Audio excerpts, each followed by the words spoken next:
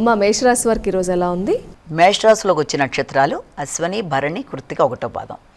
మేషరాశి వారు వృత్తిపరమైన ఎదుగుదల కోసం తీవ్రంగా శ్రమించి ఎదురు చూస్తున్న వాళ్ళకి తప్పనిసరిగా వృత్తిలో బాధ్యతలు, గౌరవం, తద్వారా మీకు గౌరవానికి తగిన అన్ని విధాలుగా కూడా ఆదాయానికి సంబంధించిన విషయాల మీద ఎక్కువ దృష్టి కేటాయించడానికి ఆస్కారం ఉన్న సందర్భంగా మనం ఈ రోజున మనం భావించవచ్చు.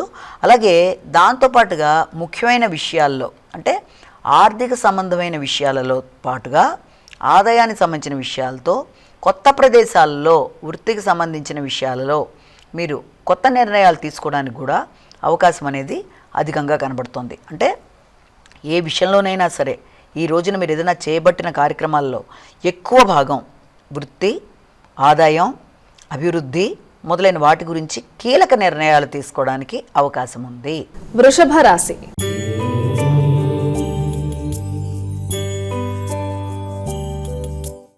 అమ్మ తదుపరి రాశి అయినటువంటి వృషభ రాశి వారికి ఈరోజు ఎలా ఉంది? వృషభ రాశిలోకి వచ్చిన నక్షత్రాలు కృత్తిక, రోహిణి, మృగశిర 2 పాదాలు.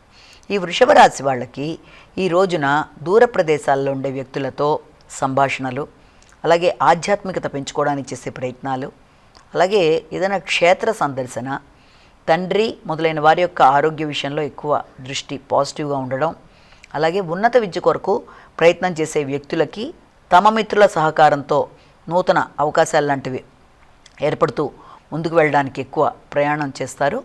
అలాగే దాంతోపాటుగా విద్యాపరమైన విషయాలలో అంటే ఏదైనా కొత్త విద్యకి సంబంధించిన విషయాల్లో ఏదైనా నూతన నిర్ణయాలు తీసుకున్నట్లయితే అది కూడా చాలా వరకు అనుకూలంగా ఉంటుంది.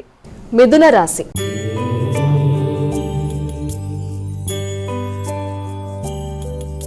అమ్మా మిథున రాశి వారి ఫలితాలు ఎలా ఉన్నాయి? మిథున రాశిలోకి వచ్చే నక్షత్రాలు తీసుకున్నట్లయితే మిథున రాశి వారికి ఈ రోజున మృగశిర, ఆర్ద్ర, పునర్వసు ఇవన్నీ కూడా యొక్క మిథున రాశి వారికి సంబంధించిన నక్షత్రాలు. వీరికి ముఖ్యంగా ఆరోగ్య సంబంధమైన విషయాలలో ఎక్కువ జాగ్రత్తలు తీసుకోవాలి.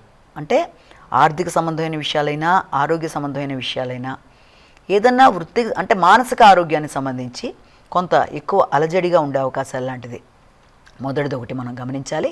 అలాగే దాంతోపాటుగా ఎక్కువ స్థాయిలో వీరికి ఈ రోజున ఆర్థిక సంబంధమైన విషయాల కన్నా కూడా మానసిక అనారోగ్యానికి అవకాశం అనేది అధికంగా ఉంది.